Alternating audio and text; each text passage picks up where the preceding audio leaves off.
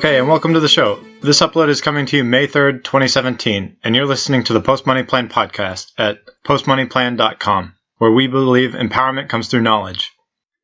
Today we're going to be talking about the potential of installing a residential solar panel power system in your home and some of the details associated with that. So I have Larry Post on the show with me, who has experience of installing a solar panel system in his home and has had it running for about 2 years now. Welcome to the show, Larry. Hi, how are you? Good. So let's just jump right into it. Well, actually, could you tell us a little bit about your experience in deciding to get a solar panel system? Yeah, I moved into the house, and the house had an existing geothermal system in it, but my power bills seemed to be significantly higher than I expected, and the local power company did not seem to be flexible or willing to provide me with information, and I started looking at options that were available to me, and I heard about solar power getting a direct 30% credit from the federal government, and that enticed me to investigate further. And when I did, I found out that the state that I live in also allowed you to sell energy credits on a publicly traded market to get a little bit further recomp of your spending for a solar system. And then when I investigated further, I found that the warranty available through most of the suppliers for the equipment was very long term, on the order of 10 or 20 years, compared to equipment I was used to that was warranted for 90 days or 1 year or 5 years. So that gave me more confidence in the system. And then when I saw that there were very few potential failures in terms of mechanical failures, and saw the reliability and found out that my solar supplier, in addition to my being able to monitor directly wired into my computer my solar panel performance, both individually and collectively, that my supplier had an ongoing feedback in their system that told them not only what I was doing, but also if any failures of any of my equipment occurred. So that gave me further confidence to pursue it. And I was lucky enough to get a rate that was satisfactory for me. So I installed what I believe to be a system that would provide me approximately 1/3 to 1/2, based on what my supplier had told me, of my power usage that I'd seen to that point. And again, luckily for me, my solar supplier undersold the project. What I've actually seen in reality is about 2/3 of my power usage has been provided by solar, and that has enticed me to take another step where I am upgrading further, now that I've had the system in operation for 2 years, to an additional add-on to my solar system. And lo and behold, solar suppliers have made their panels more efficient. Now, with essentially the same panel size that I had in my original system, I can get a further 25% increase in power rating on a per panel basis. So I can get more power for less panels than I had before. And one of the many surprises that I've discovered is that I can actually, my state has a 2-part power system. A power company that actually sells you the power, and then a distribution facility or transmission facility that actually does your billing. So about 2/3 of your bill is the actual power producer, and 1/3 of your bill is the billing agency, and those two may or may not be the same company. What I found out in my state is that if you go with, as your power provider, the transmission or distribution company, that they will buy back the excess power that you produce, so you can actually have a third source of income from your solar system. The first being the 30% credit from the federal government. That's a direct credit, not a deduction, an actual credit. So that means dollar for dollar.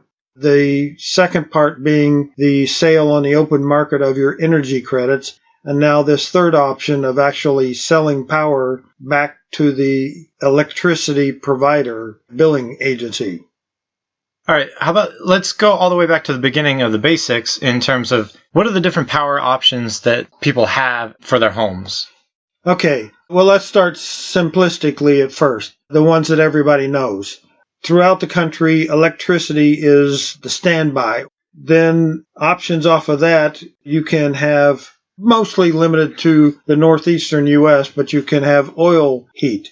Another option that you can have, again, more in the east and the mid-Atlantic, is propane heat. And then a large portion of the country, natural gas. And each of those steps tend to be a less costly and a cleaner fuel in terms of ozone and other environmental gas affecting items.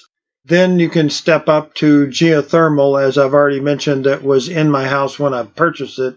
And that in and of itself provides some benefits, but it also has some hidden cost to it in that it requires some regular form of maintenance to make sure that it doesn't get out of adjustment.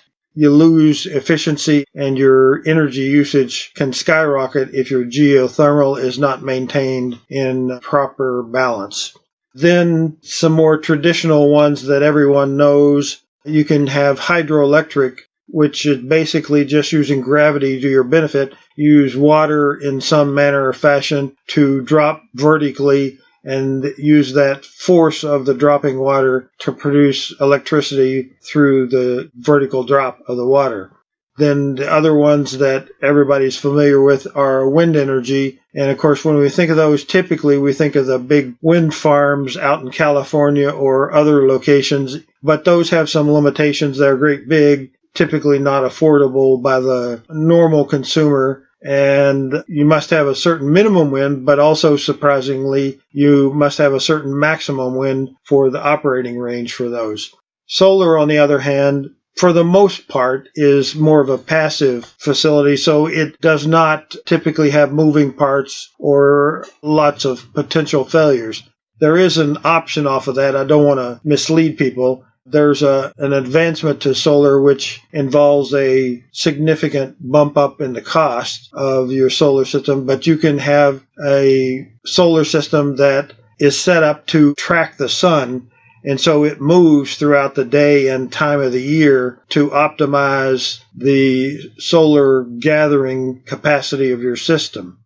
It is more efficient than a normal roof or ground mounted solar system, but it also is more costly. And because it tracks and moves with the sun, that's another device that could potentially fail. Our system, stage one of my personal system, was located on the roofs of some garages that I have. And so, unfortunately, the available space on most of mine are facing east or west and not north and south. The ideal location for solar panels is primarily a south-facing panel. Because we're in the northern hemisphere and the sun is pointing most directly to try to optimize the direct exposure of the sun. And again, the sun, depending upon where you live and what time of year, might come up or peek over the horizon an hour or two before it's fully exposed. When we as people think that, we think of, that's solar gathering time. Well, it's not really. It's very minimal. There's a narrow range from about 9 o'clock or 10 o'clock in the morning until about 3, 4 o'clock in the afternoon, where the vast majority of your solar power is gathered. Anyway, with this second stage of my panels, I'm going to a ground mount system, and it will all be facing directly south. So in addition to a more efficient, improved technology 2 years later, they will also receive the benefits of being located in the optimal directions for the maximum sun gathering for a fixed system. And there are other more exotic forms of, biomass and other energy gathering, but those are a little further into the future before they become more commercially available for the average individual. Okay, so then in terms of what we use power for in our homes, let's just summarize in terms of what do we use power for in our homes? Okay, well, the obvious part that everybody thinks of first thing is light.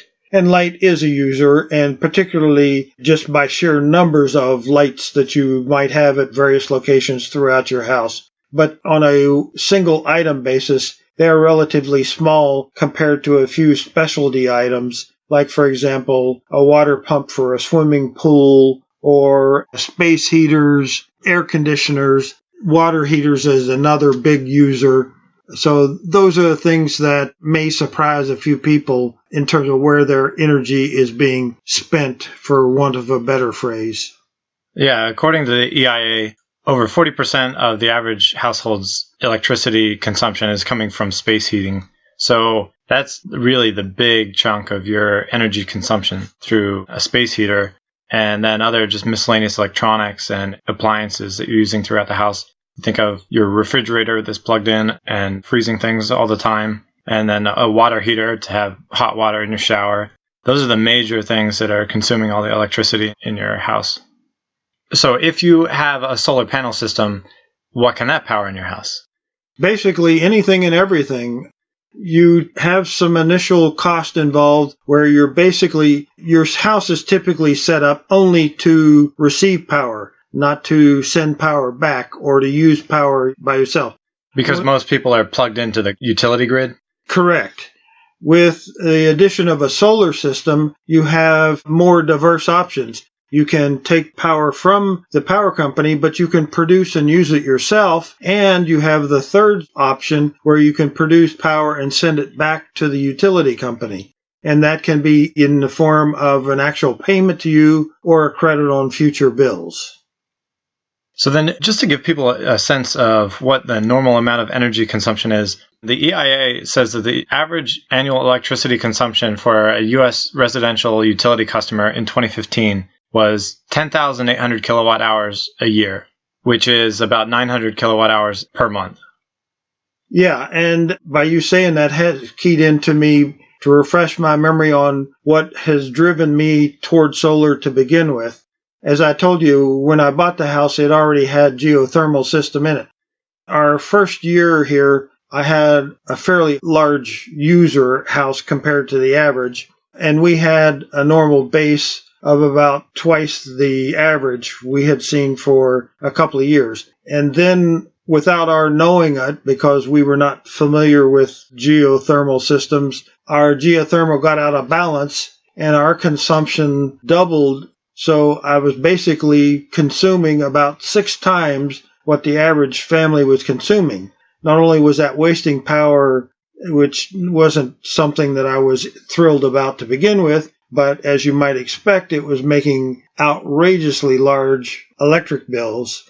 We made the steps to move toward the solar system and eventually got our geothermal back in line, but still it has not stopped us from being happy with both our solar system, but also our ability to use modern technology to track it on a daily basis and see what's going on. And if, in fact, might have been, so far we haven't experienced any in our first 2 years of usage, but should there be any failures or impending misalignments, we would see them pop up on our usage and supply. And by that, what I'm meaning by that, for example, depending upon where you are in the U.S., you're going to receive snow various times throughout the year for various amounts of time. And when you receive, let's say in an average year, you might receive 5 snows of any consequence.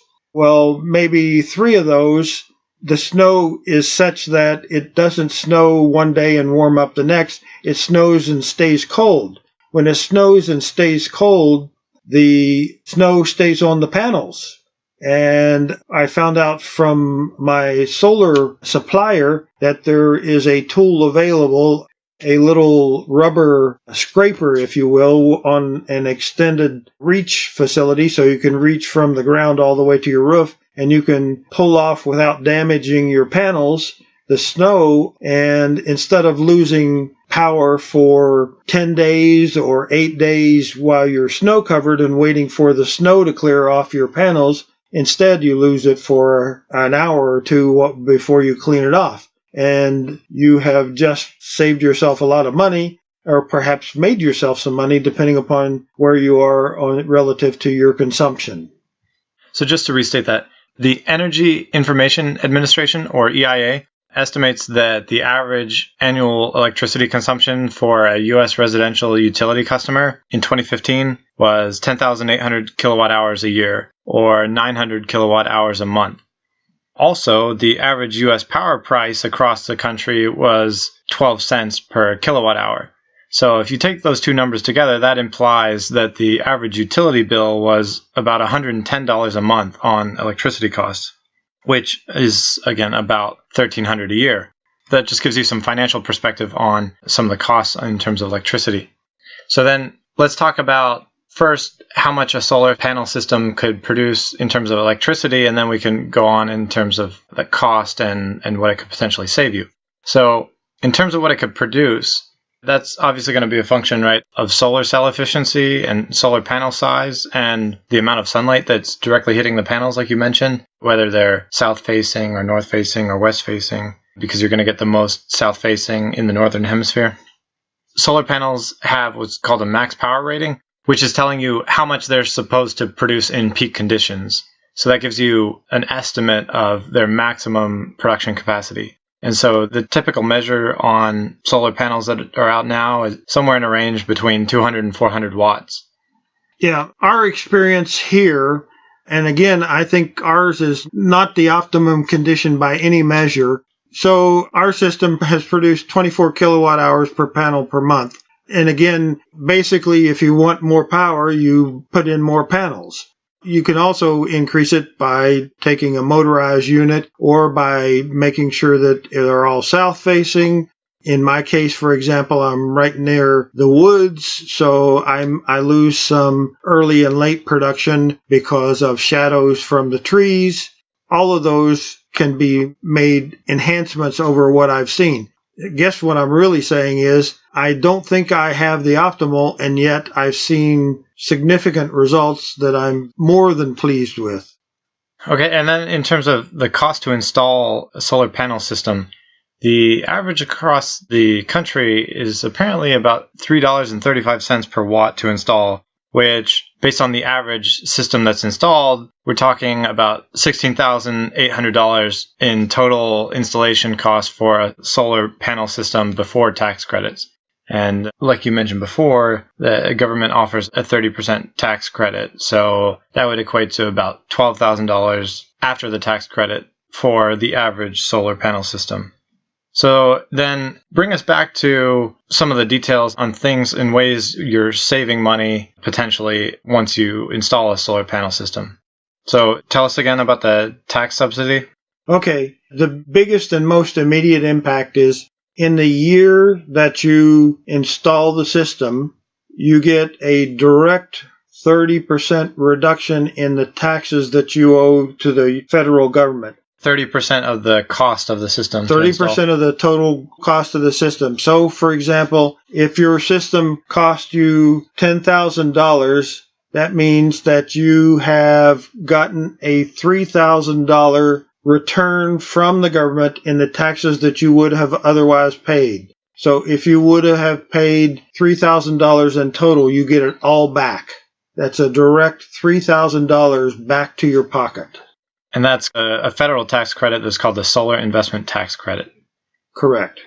And then the state in which I live allows you to take your energy credits, which you accumulate for every megawatt you produce, and sell those on a market just like the stock market, where it is traded from one firm to the other at a market price, and that market price can vary, and you get the money from that. But that's on a state-by-state basis. That's on a state-by-state basis. I do not believe that all states do that. I think it's true of my state, and maybe other states have something different. But I do believe that they're probably comparable.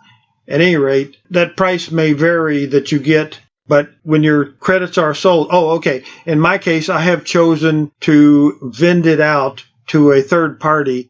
They hold my credits and they choose the optimum time to sell them, and then they send me a check back when they sell them for the credits that are earned, less their fee. You can sell them direct yourself. You don't have to have a middleman. I've just chosen that because it's easy for me. And then the third part of the pie, which is partly exciting to me by this second addition to my solar system, I will be moving into an area where I will be producing more power than I consume. I can opt to sell it back to my power distribution facility at an actual cash money from them. Instead of paying the power company, you get money from the power company.